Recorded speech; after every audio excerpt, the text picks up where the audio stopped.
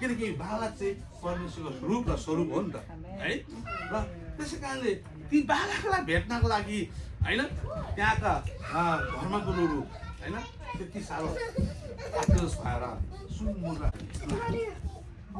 यो बालक धर्ममा आउँदाखेरि हाम्रो प्रार्थना थियो हाम्रो प्रार्थना थियो अनि बालक जन्मियो अनि प्रार्थना भइरहेको छ आज पनि फेरि सबै मण्डली एकसाथमा यो बालकलाई आशीर्वाद यो चाहिँ बाल अर्पण हो अनि आमा बाउले पनि है बाइबलले भन्छ बाल अर्पण चाहिँ त्यसलाई दिन्छ जब एउटा आमा बुवा अभिभावकहरू चाहिँ परमेश्वरतिर उनीहरूको जीवन छ परमेश्वरसँग ग्रहण गरेको छ होइन अनि उनीहरूले अगुवालाई अधिकारको साथमा उनीहरूले कुशल साथमा चाहिँ मेरो बालकलाई आशीर्वाद मागिदिनुहोस् गुरुबा आइदिनुहोस् हात राखेर गुरुबाहरूले आशीर्वाद माग्दियो भने हाम्रो बालकहरू चाहिँ भित्री पवित्र आत्माले परमेश्वरको आत्माले चाहिँ उनीहरूलाई हुर्काउँछ भनेर उनीहरूलाई थाहा छ विश्वास छ। त्यसै कारण जब एउटा अभिभावक चाहिँ बाउ-आमा नै विश्वासी पूर्ण हुन्छ भएर त्यो गर्नुपर्छ त अझै असल कुरो। तर कसैको बाउ विश्वासी हुँदैन, आमा विश्वासी हुन्छ, प्रभुसँग हिँडेको हुन्छ, तर बाउ-आमै मिलेर चाहिँ विश्वास छ है।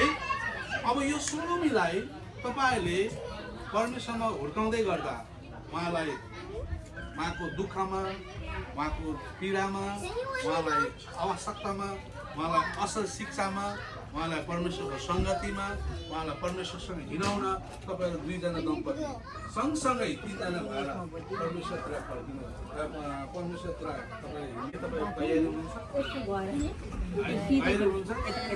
हेर्नुहोस् मण्डली भनेको छ, अब भोलि सलोमीलाई है बाउले मन पराएन, आमाले नि कुट्यो भनेर सुन्नु मिल्दैन। परमेश्वरले माथि पनि सुनिसकेको छ, तिमीहरू दुईजनाले यो सलोमीलाई राम्रोसँगले हुर्काउँछु, समाइदिन्छु है, उसलाई परमेश्वरको राज्यमा म दोहोऱ्याउँछु भनेर भनेको छ भनेर चाहिँ उहाँले म एउटा गुरुजन भएर प्रश्न गर्दा हुन्छ म तयार छु, बालकलाई हामीभन्दा असल बनाउँछु भनेर भनिसक्नु भएको छ हो। बालकलाई यहाँ को हुनुहुन्छ तपाईँलाई थाहा छ? मण्डली तपाईँ मात्रै हामी पिता परमेश्वर, पुत्र परमेश्वर, पवित्र आत्मा परमेश्वर। जुन परमेश्वरले बालकलाई भाइ र बहिनीको रूपमा दिन्छ परमेश्वर सेवक भएको हसारले हामी मण्डली पनि उपस्थित छ। मण्डलीको बिचमा यी बालकलाई आज उहाँहरूले हामी तयारी छौँ भनेका छौँ है। अब बालकलाई है मेरो हातमा लिन्छौँ अनि हामी सबै मण्डली आफ्नो स्थानमा खडा हुनेछौँ होइन। अनि हामी बालकलाई परमेश्वरको पाउमा अर्पण गर्नेछौँ। अनि भाइले त्यो अर्पण गर्नुभन्दा अगाडि हामी एउटा वचन पढ्नेछौँ अनि हामी प्रार्थना गर्दैछौँ। कुन अध्याय पढ्ने भन्नु नि अलिकति नानीहरू छ। लुका 1 को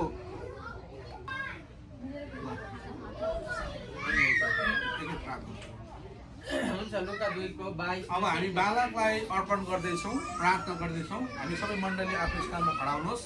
तपाईँहरू मण्डलीले पनि तपाईँहरूको दाहिने हात यी भाइ बहिनी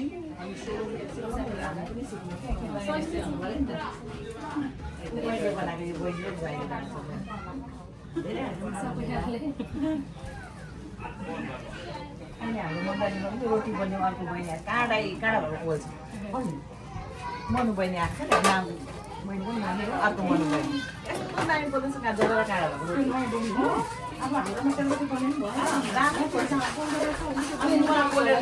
दामी पोलेर ल्याएर त्यस्तो चाहिँ राम्रो नि काँडा भएको बनाउँछ है अब तपाईँले कला देखाए अब आउँछ पालो भन्दै गर्छु नि भन्नु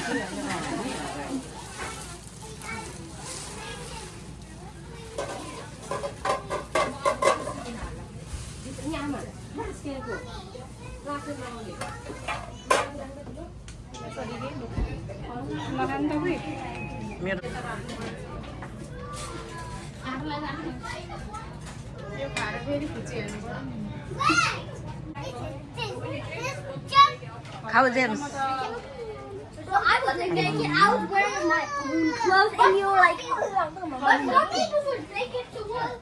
You're naked. You're you.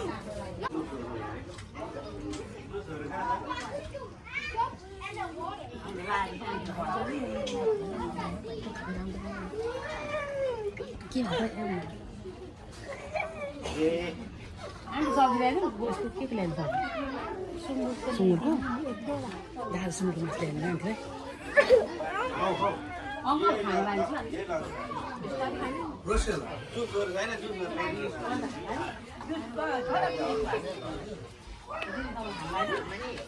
Rosell